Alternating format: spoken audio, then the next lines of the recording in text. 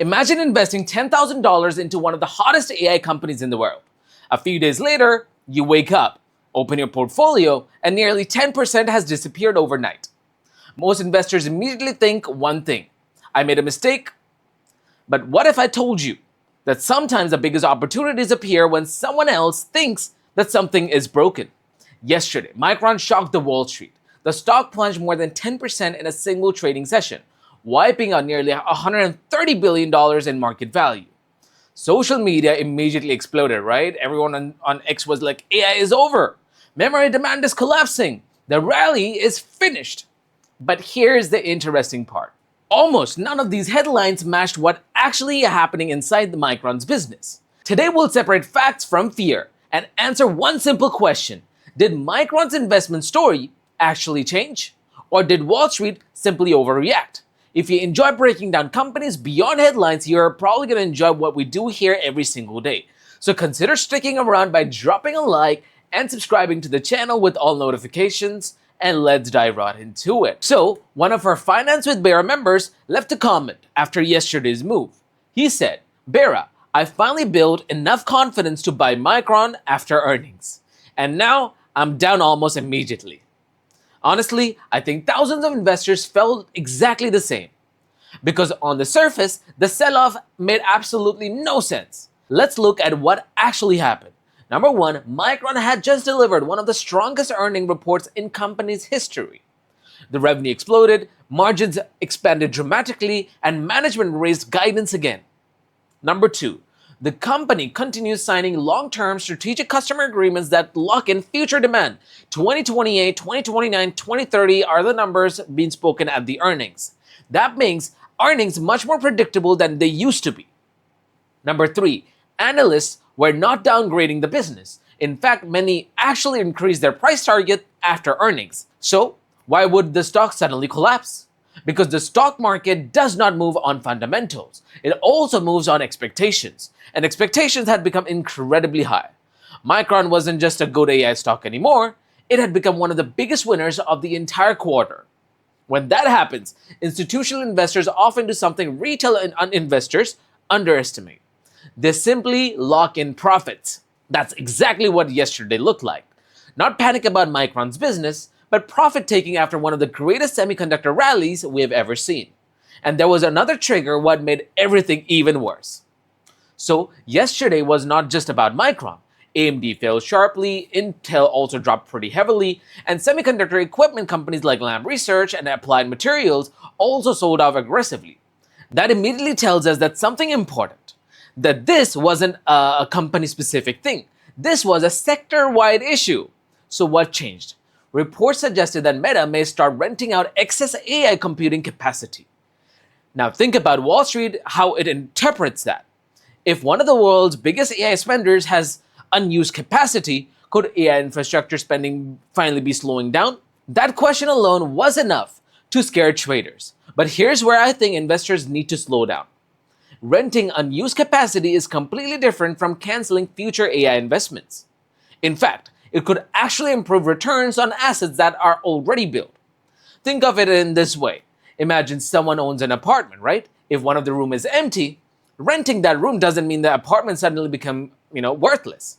It simply means you're earning additional income from something you already own.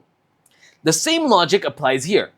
One of our viewers commented on our previous video there where we mentioned NVIDIA. He said, every correction feels like an end of AI, until 6 months later when demand is even higher. I thought that comment perfectly summarized how emotional markets can become. Yesterday, Wall Street was not debating whether Micron had strong earnings. Everyone already knew that. Instead, the market was debating something much bigger. Has AI infrastructure spending finally peaked? That question caused billions of dollars to leave semiconductor stocks in just one day.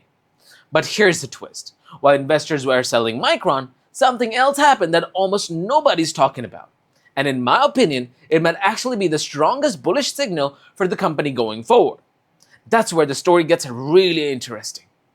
So, here's the part that completely changed how I looked at yesterday's sell-off. While Wall Street was busy dumping Micron shares, the actual business was sending a very different message. Let's start with Apple, right? So Apple recently increased the prices on several products, including MacBooks, iPads, and one of the reasons management pointed out was higher memory cost. Think about what that means. If one of the biggest tech companies in the world is paying more for memory, it tells us that demand is still extremely strong. Micron did not stop there. The company also continues signing long-term strategic customer agreements with major customers.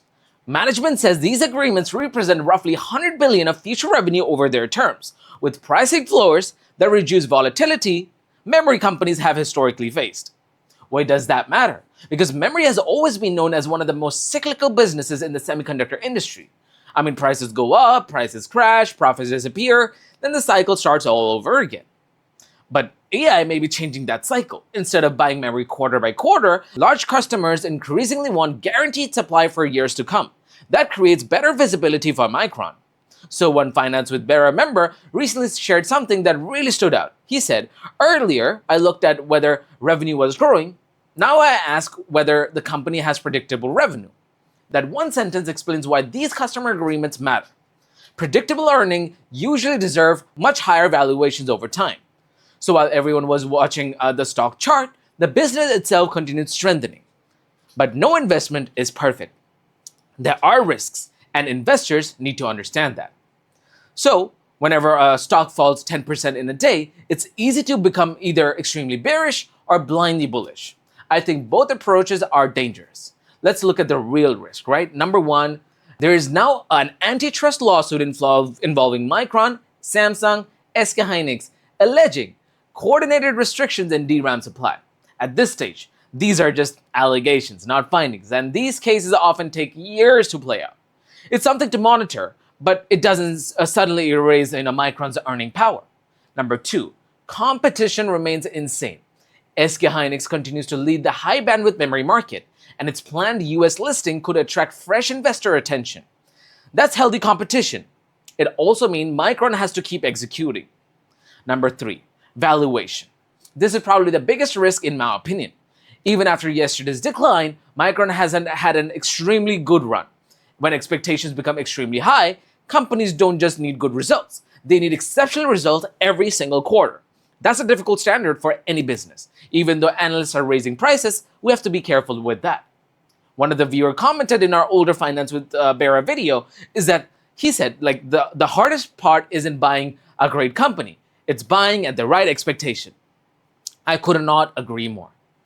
That's exactly where Micron is today. The company can continue performing well, and the stock can still experience periods of volatility if expectations get ahead of reality. That's why I always remind myself that stock prices and business performance don't move in perfect sync every day. Sometimes they diverge. Yesterday may have been one of those days. So, why did Micron fall more than 10%? After looking through everything, I don't think it was because businesses suddenly became weaker. Instead, I believe four things happened at once. Investors took profits after one of the biggest rallies in the semiconductor industry that has ever seen. The report about Meta potentially renting out AI computing capacity created fresh concerns about future AI infrastructure spending. Number three, funds rotated their portfolios at the start of the new quarter.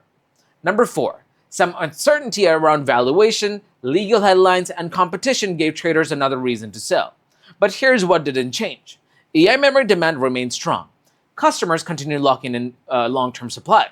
Memory pricing remains healthy, and Micron's latest earnings showed a business executing at an incredibly high level. Does that mean the stock can't, fall further? Of course not. Stocks rarely move in straight lines, but based on everything we discussed today, yesterday's decline looked far more like a reset in expectations and a collapse in fundamentals. That's why I'll continue watching the business much more closely than the daily share price, because over the long run, businesses create value, markets simply react to it. If you enjoyed today's breakdown and found it useful, don't forget to drop a like and subscribe, because every week we dive beyond the headlines on what actually matters for long-term investors. And if you'd like to see exactly what I'm buying, selling, tracking with my own money, check out Finance with Bera membership, right? You can hit the join button on YouTube or join me at Finance with Bera for as little as $50 per month. I share my personal portfolio, my research process, and the stocks I'm following in real time. As always, thank you so much for watching, and I'll see you guys in the next one.